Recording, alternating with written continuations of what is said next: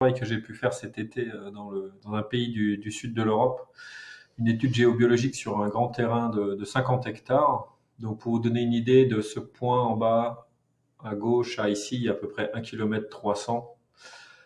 Donc ça fait 50 hectares sur un terrain relativement vallonné qui va de 200 mètres de hauteur et qui descend autour de 140 mètres. On a un courant d'eau qui borde le dessus et on a quelques hauteurs, quelques collines. Donc c'est relativement vallonné et puis on fait le tour en 1 heure ou deux, on fait le tour, mais voilà, il y a beaucoup de marches. Donc sur l'étude géobiologique, j'ai déterminé l'emplacement des lignes Hartmann, Palm, Perret, donc les trois réseaux qui sont verticaux au nord-sud et est-ouest, et puis deux réseaux diagonaux, les lignes Curie et Indium. Il s'agissait de le faire pour les lignes de niveau 3 et plus. Donc on a les lignes de niveau 3, les lignes de niveau 4, et on a même une ligne de niveau 5. Donc les lignes ont été trouvées sur place, et puis ensuite ont été validées sur plan avec l'aide d'une amie collègue, Christelle Barbier. Donc ici vous avez les lignes de niveau 3 positives, négatives, positives en alternance. Et donc toutes les lignes de niveau 7, toutes les 7 lignes de niveau 3, on trouve une ligne de niveau 4. Donc ici il y a une ligne de niveau 4 Hartmann qui est positive, qui traverse le terrain d'est en ouest. Et on a une ligne négative de niveau 4 nord-sud à ce niveau-là. Alors après les lignes Hartmann, on a les lignes Palm, donc c'est toujours les lignes de niveau 3.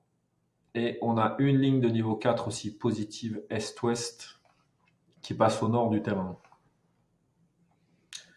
Alors sur le terrain, on a aussi un croisement positif, deux lignes de niveau 3, un croisement or, et une ligne négative au-dessus et une ligne négative en dessous, une ligne négative à l'est et une ligne négative qui est en dehors du terrain, voilà, qui borde, qui passe juste à l'extrémité du terrain.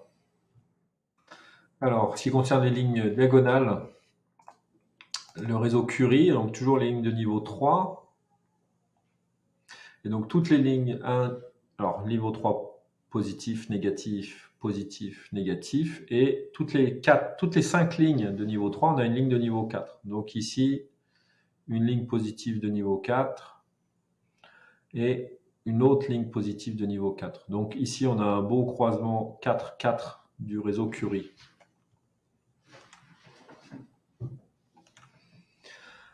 Voilà, des lignes négatives de niveau 4 qui passent dans le terrain aussi à l'est. Alors, pour ce qui concerne le réseau Indium, on a qui est aussi sur une base 5. Donc, toutes les 5 lignes de niveau 3, on a une ligne de niveau 4. Et donc ici, par exemple, une ligne de niveau 4. Et toutes les 5 lignes de niveau 4, on a aussi une ligne de niveau 5. Et donc ici, par rapport à la taille du réseau, on sait qu'on a une ligne de niveau 5 à peu près tous les 6 km. Donc ici, sur ce sur ce terrain passe une énorme ligne de niveau 5. Donc le réseau est très large. Enfin, le système de niveau 5 est très large avec une ligne de niveau 3, une ligne de niveau 4, une ligne de niveau 3, la ligne de niveau 5 et encore un système 3, 4, 3. Donc au total, voilà, ça fait un certain nombre de points et de croisements sur tout le terrain. Et donc ensuite, le travail d'après consiste à aller chercher les vortex, les courants telluriques et les cheminées. Et donc je vous fais ça dans une autre vidéo. À tout de suite, si vous voulez voir la suite.